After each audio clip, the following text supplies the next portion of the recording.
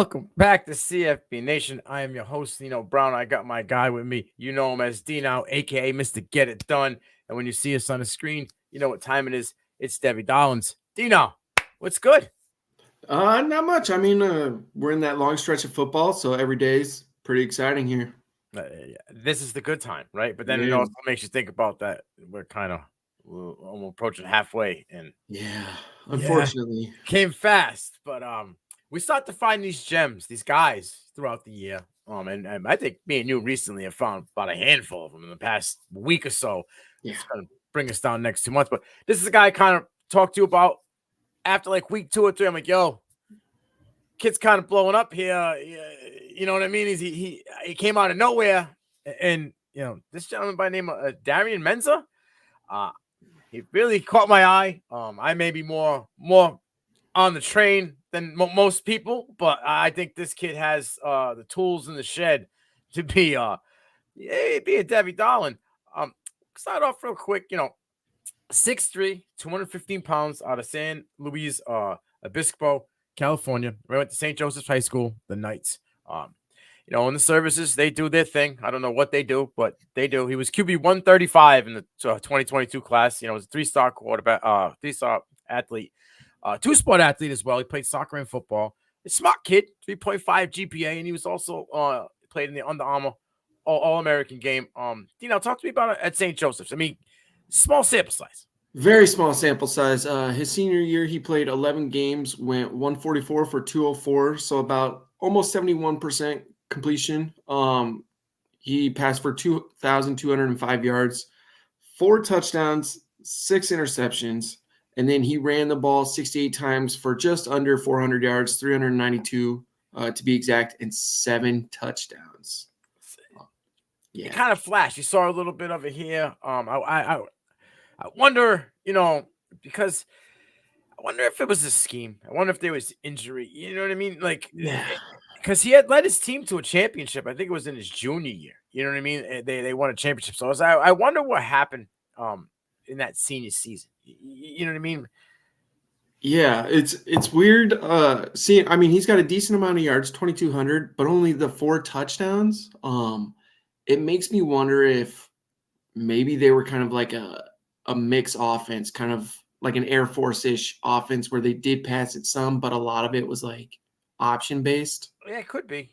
It could be. He has those type of skills we'll get into a little bit later, and I think that season of statistical kind of small numbers there led to not getting many offers. Talk to us about the offers. Yeah, so like you said, small amount. He only had 2 offers. He had Idaho State and then Tulane, where he committed in June of 2023. So like you said, I think the numbers played a factor into not getting very many offers. Yeah. But if you just watch the tape, that's my thing. It's just watch the tape and you will see. What I see is I see a kid that's cool, calm, and collective. Like this kid, he's gonna sit in the pocket. Linebacker comes flying down, safety's in the box, coming down the gun, no problem. He's got a strong arm. He can throw the wide receivers open. He makes them tight window throws. He hits the wide receivers in a 9-route in stride. I mean, he hit Dante Fleming. I want to say it was in that Kansas State game down the right sideline. It was just money ball. All right. He's also done it twice with Mario Williams on the left side of the field. Mm-hmm. He just has, he can make the deep 9-route throw. He can make the bucket throw. He can make them tight window throws. He can take it off when he needs to. In the Kansas State game, right? Like, and he's aware in the pocket, super aware. That was a terrible snap. That thing should have been a fumble, probably taken back to 6. This dude catches it with one hand, right? Rolls out about 2 yards and pulls his Patrick Mahomes sidearm throw that ends up going for a first down. So as a a redshirt freshman, I mean, the kid has the intangibles that you like to see in the quarterback nowadays.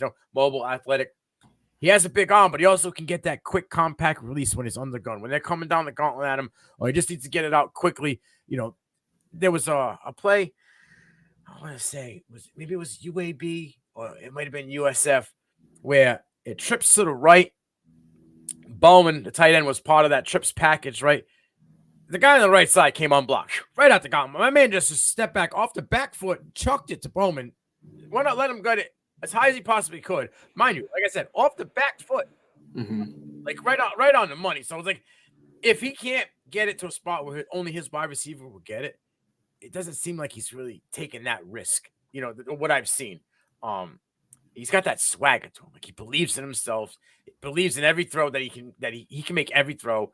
And like that sky is the limit, like, came out the mud, you know what I'm saying? Mentality, like, because we're gonna talk about it in a little bit. Like, nobody knew who this kid was, and he really wasn't even on the radar of Coach Summerall in the spring. And then now all of a sudden, it seems as though he can't let go of the reins as the QB1. He seems to be a leader on and off the field. So, Dino, talk to me about Tulane and his start. Yeah, so 23, he was scout team because he was redshirted. This year, like you said, he's kind of come out of nowhere. He's completing 66% of his passes. Right now, he's got 1,256 yards, 10 touchdowns, and only 2 picks. He's running a couple times, 24 for only 40 yards. But some big games, week 1 versus Southern Louisiana, he went 10 for 12, 205 yards, 2 touchdowns. He had 14 rushing yards too. He had 2 big-time throws, though. Week 2 versus Kansas State, when everyone kind of was like, who is this guy? He had 342 yards, 2 touchdowns, an interception. That one play where he said he plucked the snap out of nowhere. He had 3 big-time throws in that game. He had a 10.7 ADOT.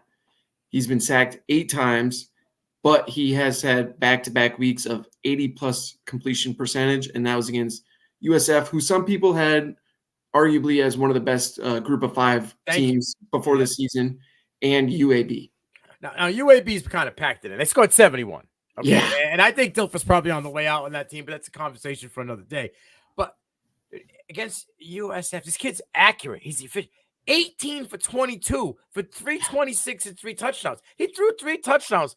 He only had 4 incompletions. Right. Yeah.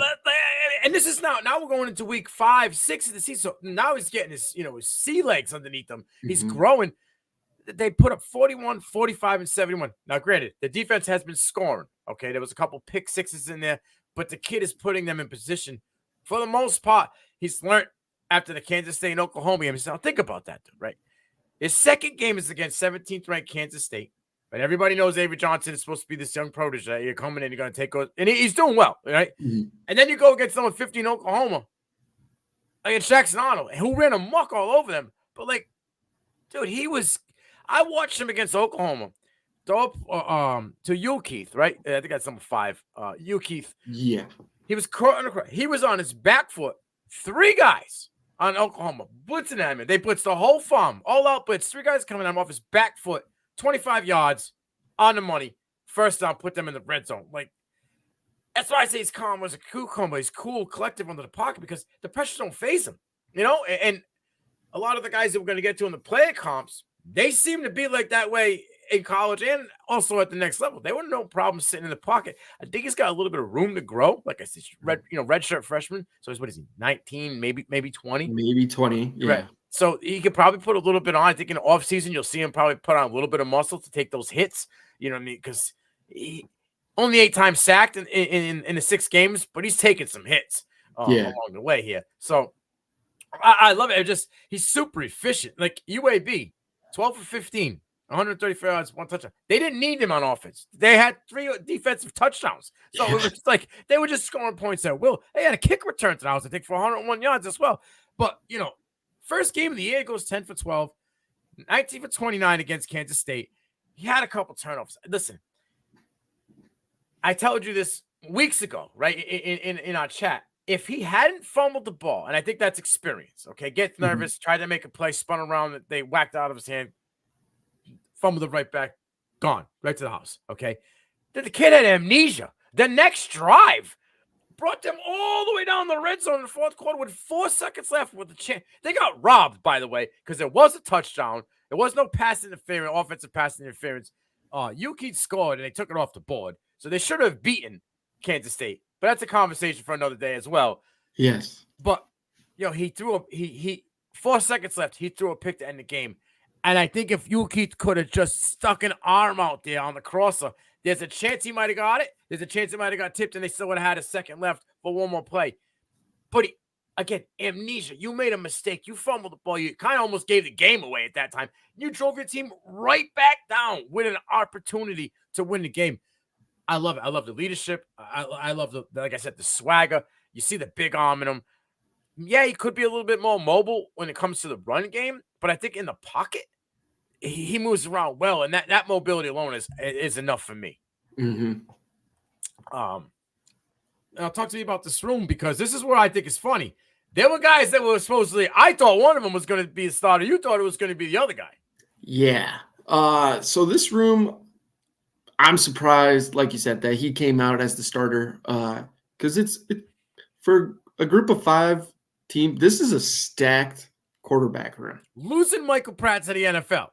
Yes. So they lost a stud, right? And yeah. Because then you got Kai Horton, who came in 52.8%.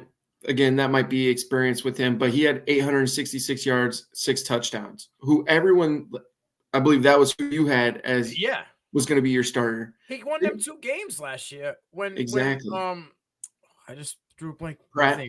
When Pratt went down 2 games, he kept the ship afloat. I'm like, all right, it's golden. That was his audition. Money. Yeah. Wrong. And then you got the guy who I thought was going to be the starter, Ty Thompson, coming in from Oregon. He has 64% completion, 530 yards, 8 touchdowns. But he's kind of more mobile too. He's got 106 rushing yards, 4 touchdowns. And he was arguably one of the biggest group of 5 type quarterbacks in the transfer portal this offseason.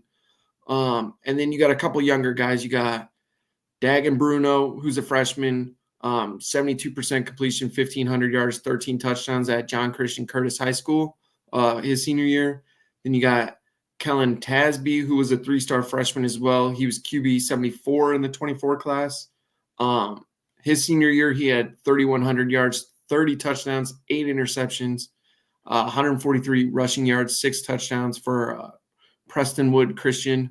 And then you got another freshman, Jackson Judge, who played at the Bolus School in Florida. So for him to beat out those top 2 guys, and even this Kellen Tasby guy, who is pretty solid quarterback. I watched some tape on him after looking at the docket.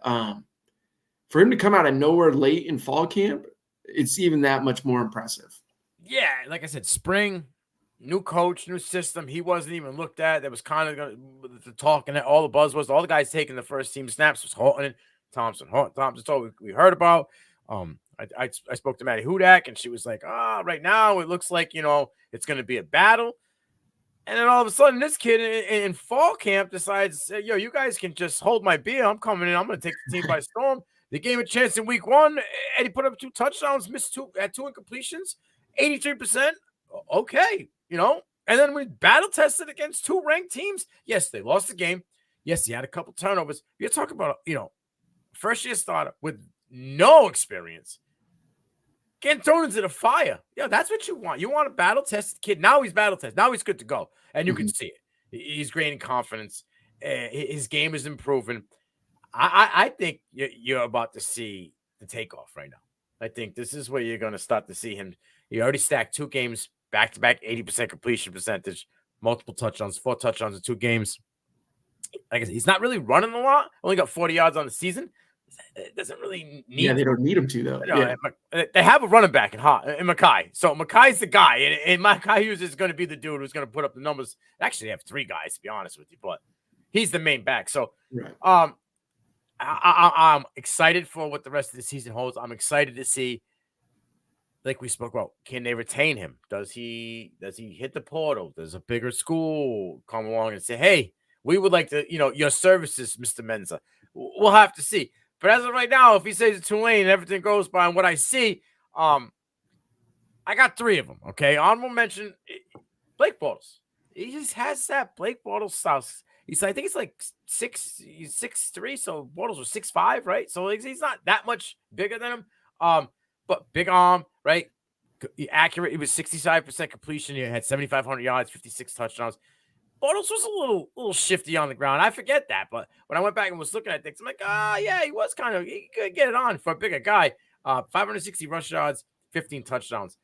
My ceiling floor, and I wasn't I wasn't a fan of this guy, regardless that he got drafted to my team. I'm still not a fan. It's growing. I'll grow with him. You know what I'm saying? I saw good this week. I saw bad. Things that I had concerns about are still there. Things that we knew he had, he did. Drake May, minus the rushing. I don't see Mensah being this guy that's going to rush for 1,000 yards. Okay, so but in the pocket, the mobility, being able to sidestep the defenders, I can see that Drake May has. I can see the big arm, the swagger, the confidence, make that in tight window throws. Not afraid to, if I make a mistake, I'll go back and we'll run the next play again. I'll throw it, and this time I'm going to get it. Like a lot of that I see with Mensah and Drake May. And then if everything checks, if every box for this kid goes off, he screams Jordan Love to me. He screams Jordan Love to me. The way he holds himself in the pocket, the way he commands an offense. Like I said, Jordan Love's not, is maybe a little bit more mobile than this kid is. He may rank up 50, 60 yards a game if necessary. But I think as we grow, this kid may be able to do the same thing. But the way he throws the ball, the way he can make all the throws, the way he makes the bucket throws, he just reminds me of Jordan Love right out of Utah State. So what are your thoughts on my comps? And then you can give me your guys. Spot on that Jordan Love. Like I told you, that's who I was going to comp him to immediately. Everything about their games are almost a mirror image. Yeah. So yeah, I love the Jordan Love. I like the Drake May with the big arm aspect. I'm with you there. I'm not 100% sold on Drake May at the next level, but UNC Drake May was pretty decent. Right. And then like we talked about, Blake Bortles, you are kind of surprised at how shifty he was in college. Big guy. That's like, do I really remember him running for almost 600 yards? It's like, no. I remember one game here where he might have just had a game, you know what I mean? But it's like he was able to just get it done somehow. Yeah. So overall, I mean, a lot of those are right on the money. My comps, I want to state that this is solely college floor and ceiling, because my floor is like buried 6 feet deep at the next level. But in college, he was the guy. But in college, he was the guy. So my floor is Paxton Lynch. Again, he was a little bigger, 6'6", I want to say. But again, shifty when he needed to, massive arm, could do all the off-platform throws, really tight spiral, could fit it into almost any window when he was at Memphis. And again, he screamed swagger when he was coming out. Yeah. And then my ceiling, since I couldn't go with Jordan Love, who I was going to go with, I went with Brock Purdy. I think Jordan Love and Brock Purdy's game are kind of similar. Yeah. He's one of those guys out of the gutter, came through all the adversity, had a really bad Iowa State program when he was there, and kind of built them up to where we see him now. Really sneaky, accurate quarterback, almost 68% completion on his career at Iowa State. Again, sneaky mobile, had over 1,000 yards in his career rushing there. And then again, really tight spiral, could fit it into almost any window. Granted, yes, it was against Big 12 defenses where they were almost non-existent, but again, could hit any receiver on any route, really crisp balls. And again, a guy that we see nowadays too, making the off-platform throws to Kittle, like we saw on last week. But those are my two comps. I like the comps, and I wasn't a Purdy guy. I always said he was a product of the team, but they've had a lot of injuries this year. Yeah. Guys like Ayuk haven't really shown up, and he's got it done. That game that Jennings went off, man, he was making some good, like, money throws to him. In that game, 3 touchdowns. The kid has it. He grows. He's growing on me. I think the game has grown on him as well. There was an adjustment period. Yeah, you can definitely see that the game is way slower for him now. Yes. Which is honestly, like, outside of the big names, Mahomes, Rodgers, Allen, whatever, I think he's probably the top quarterback at that second tier, in my opinion. The teeter-totter tier. Yeah, I got you. Yeah, like I said, he's grown on me. His game has grown on me. He's not just that game manager, right? Like I don't know if he can take over. Yeah, haven't but seen it yet. he may be in between that, but I don't think he's a game manager. I don't think this kid is a game manager. I think this kid's got flair to him. I just like, oh yeah, like I said, we're talking about a 6-game sample size, and it just continues to get better. And he's battle tested early in his career and didn't crumble like a cookie with the guys breathing down his neck. You know what I mean? All right, let me ask you this. As a G5 school, where would you put our guy QB rankings out of just the group of 5?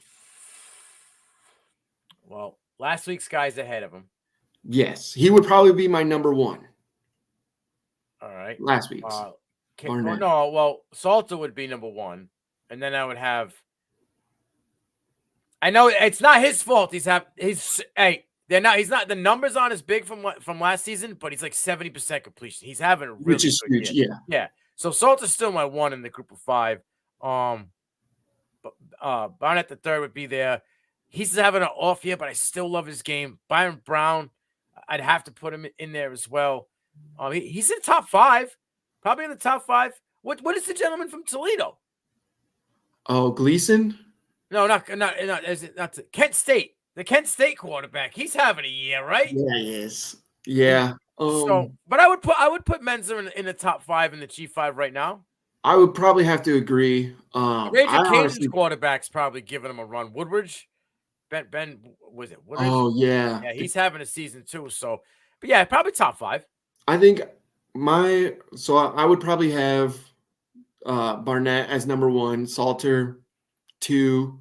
I forgot about Bynum Brown, honestly. But I think I would have to have Boise's quarterback as number 3. And then I think I would put Brown or Mensah 4 or 5. They could flip-flop for me, but. So you like Maddox Madison's only thrown for 1,200 yards?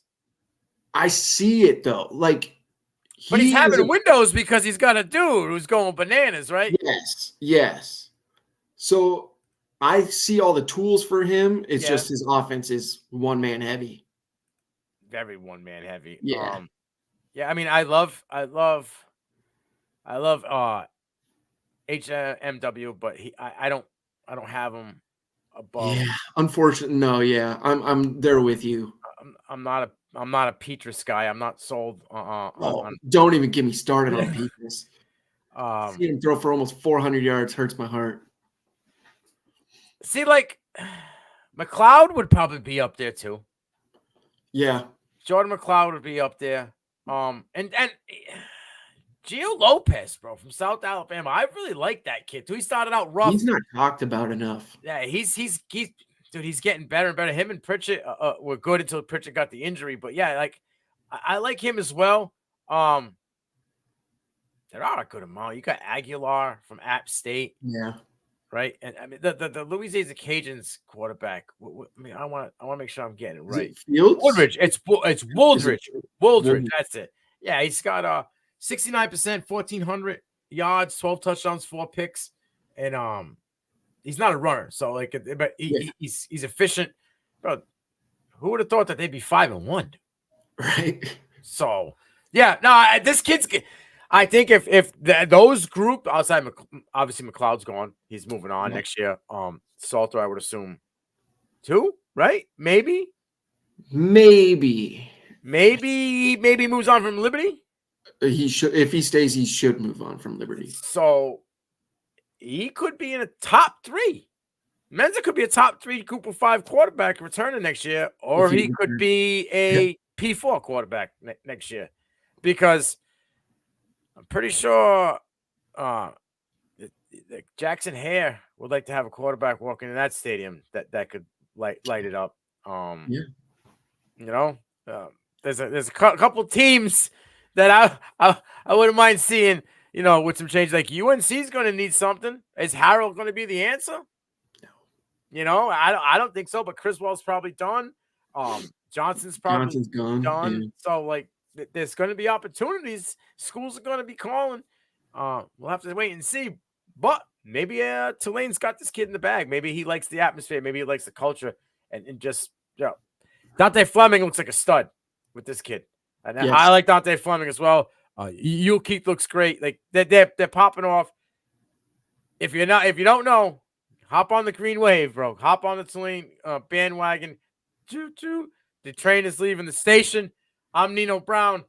That's my guy, Dino, a.k.a. Mr. Get It Done. Devy Darling on the CFB Nation. We out.